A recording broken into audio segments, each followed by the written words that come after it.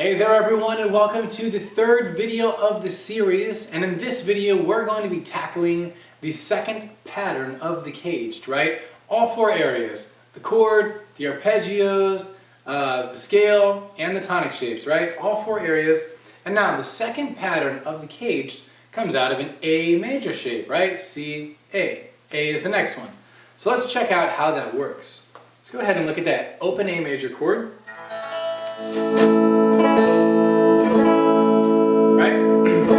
So just like that original C shape that we used and we moved around, A can be done the same way. There's two ways to do this. I'm going to show you two ways, all right? So one way is by doing it like this. The most obvious one, I think, is if we were to play this A shape exactly the way it is, but switch out our fingers. So instead of playing 1, 2, and 3 fingers, we're going to play 3, 2, and 4, right? So third finger, second, and fourth. And all the same original 5 strings. Right, so we play it like that. Because, like I said before, if there was more fretboard going this way on the guitar, how would we be able to hold down the A and the E string now? Well, we could do it like this. With our first finger, we bar. So if we take this exact same shape, I want you to do this with me now. Make sure you're playing A like this. Put your finger behind the nut. And now I want you to move the whole shape up 1 fret. 1 fret higher. Now we got a bar with our first finger. It's a little tough. But we have the exact same chord voicing now, and now we're playing an A sharp chord or a B flat chord, right? Because we went up 1 step higher. This note, the lowest note, I'm going to call it B flat. It's B flat. So we're playing a B flat major chord. Now if we take this whole shape up again, let's say a half step, this note is B, so now it's a B major chord. Now this is one way you can play the A shape and move it. Now I'd like to go ahead and show you another way now that I actually prefer. Just for me personally, but it's whatever feels good to you in your hands. So another way that we can do this is, let's go back to that original A shape. Now, we can take we can take any finger and bar. But let's take our third finger and we're going to make a bar. Meaning we're going to play the 4th, 3rd, and 2nd string all with our third finger. We barred. And now we're not going to play the 1st string. We're just going to play the 5th. Now if we had more fretboard, right, we'd have to put our 1st finger here. And we play these 4. So try that out and move it up. See what I'm doing? So this is an option. Now I'm playing on a D note, the 5th fret. Make sure your 1st finger is there, and then your 3rd finger is covering these 3 strings. We only play the inside 4. This is another way to play a major chord. It's a bar chord reading from the 5th fret, and it's a D major chord because this note is D. This is the A-shaped chord. It's just like an A shape. The other way is like this, or we can bar. Personally, it's easier for me to play with the bar. I prefer it like that. Choose whichever is easier for you, all right? So, without further ado, now that you've seen how the A shape can be moved, let's go ahead and learn the rest of it. So this is the chord voicing. I'm going to hold this one. You can hold the other one if you prefer. Now, this is the chord, all right? Now, here's the tonic shapes. Check this out. On the 1st and, on the 5th string and the 3rd string. All right, these are normal tonic shapes here. We can also stretch our pinky all the way up here and play all 3. This one has a potential of 3 tonic shapes. Seems a little unpractical this way, but when we play the arpeggio, you'll see why. Alright, so there's the chord, here's the tonic shapes. So we learned the first part of it, actually 2 parts of it. Now let's go ahead and learn the arpeggio. So I just want to say about the A shape, there are a few chord shapes that have 2 possibilities for an arpeggio. And this is one of them. It's a little tricky, alright? I'm going to show you 2, and you really should use both. I'm going to show you 2. So I'm going to go ahead and show you actually the more complicated one first, and this is the one I normally play. So we play the chord, next is our arpeggio. We're going to put our 2nd finger on the 5th fret, this is the D note, every chord that we're going to be doing throughout the whole series is in the key of D. We're always doing D and moving the shapes up. So we put our second finger on D, right, on the 5th fret. Now we're going to do a stretch on the next string. So the next string we're going to put first finger here, F sharp, the 4th fret. Now we're going to stretch to the 5th fret with our 3rd finger. It's going to be a big stretch. But the reason is because now it's lined up perfectly for the next sequence of notes. So we played stretch.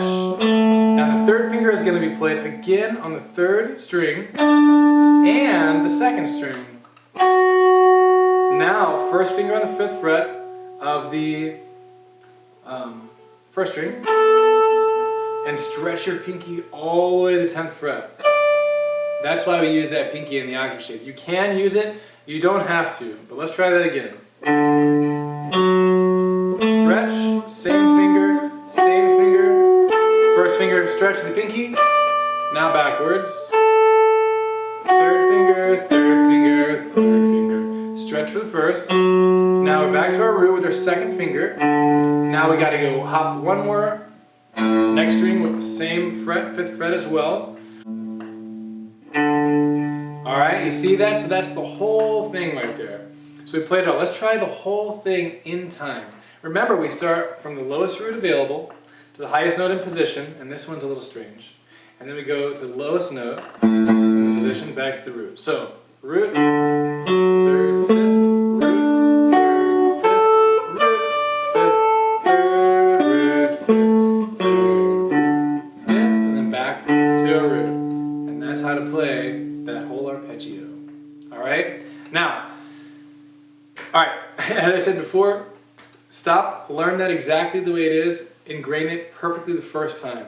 Go extremely slow, make sure you do the stretch, really do the same fingering I'm doing on this one, even if you don't want to. That's a weird one, but do it. And make sure you get it down just the way it is. Now, I'd like you to try another arpeggio. So this one actually has 2 choices, you can choose. Alright, so another way of doing this, which I think is actually easier, both are practical, but this one is like this. I'm going to be using the 1st finger on the D note. Now I'll stretch the 4th finger all the way to the 9th fret, the pinky. Alright, so 1, stretch. Now the 3rd finger, everything is exactly the way it was. So 3rd finger, 3rd, 1st, 4th finger, backwards. 3rd finger, 3rd finger, 3rd finger, stretch with the pinky. 1st finger on the D, back to that A note, and back. So that one's almost the same. I think it's a little easier like this. I'll do it at a time.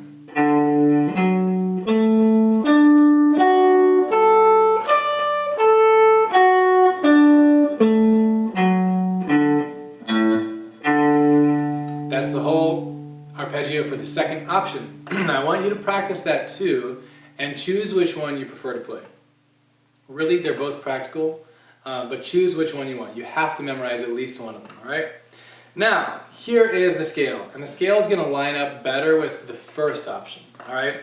So here's the major pentatonic scale in this pattern. 2nd finger on the D note, on our root. Now we're going to play 2nd finger, now the 4th finger on the 7th fret.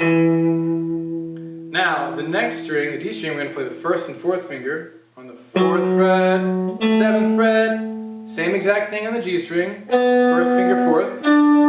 Now we're going to play 2nd finger on the next string, and pinky, and exactly again, 2nd finger, pinky. Now backwards. 4th finger, 2nd finger, 4-1, 4-1, 4th finger, 2nd finger, and again the same. Back up, ending on a root, right? Because that's how we do it every time. So here it is in time.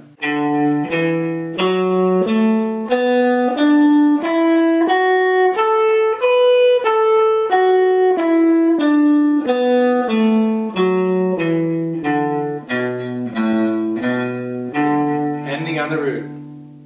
Alright, so that's all the stuff you need to know how to run through the procedure. Now we'll play the chord again. Hit the tonics.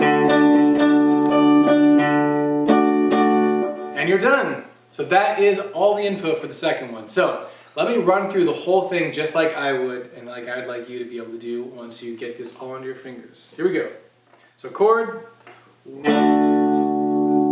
arpeggio. I'm just going to do one of them.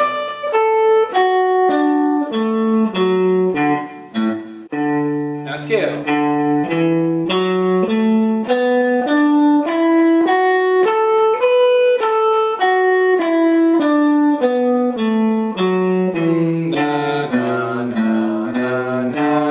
Chord, tonic shape. And there you have it. Alright? So there's the whole procedure. There's all the stuff for the second pattern with the A shape explained in detail. Now let's go ahead and use it, right? I'm going to put in that same backing track that we have in the other videos. And we're going to go ahead and jam with it. Arpeggios and scales. So check it out. So this pattern, here's the arpeggio.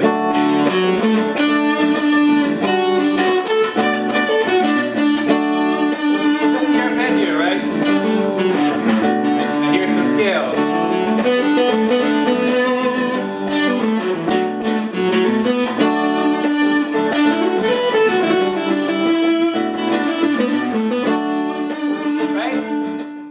Alright, great. So obviously this stuff turns into music, of course, and that's just a demo of how you can use it. I'd like you to go ahead now and try it out. If you've got this stuff on your fingers, try the scale, try the arpeggio, try making music with it, and of course you can just look up D major backing track and use the same thing. But I want you to go ahead and give it a shot with mine. Ready? 1, 2, 3, 4.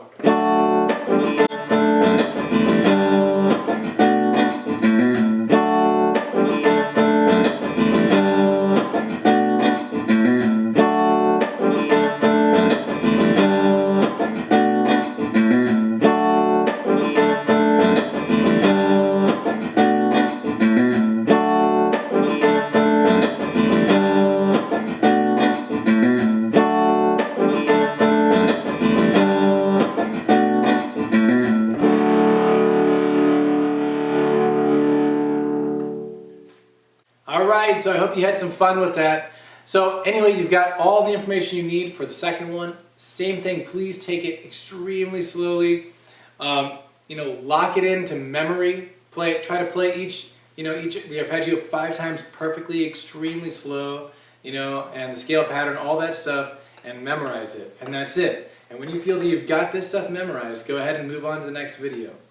Anyway, thanks so much for watching. If you have any questions, just let us know. Thanks so much for watching. Jam on this stuff. Use it in D major backing tracks online with this backing track that was on this video, and anything you can find. You can make your own, anything like that. Alright, so that's it. Have a wonderful day. Get to practicing, and we'll see you in the next lesson.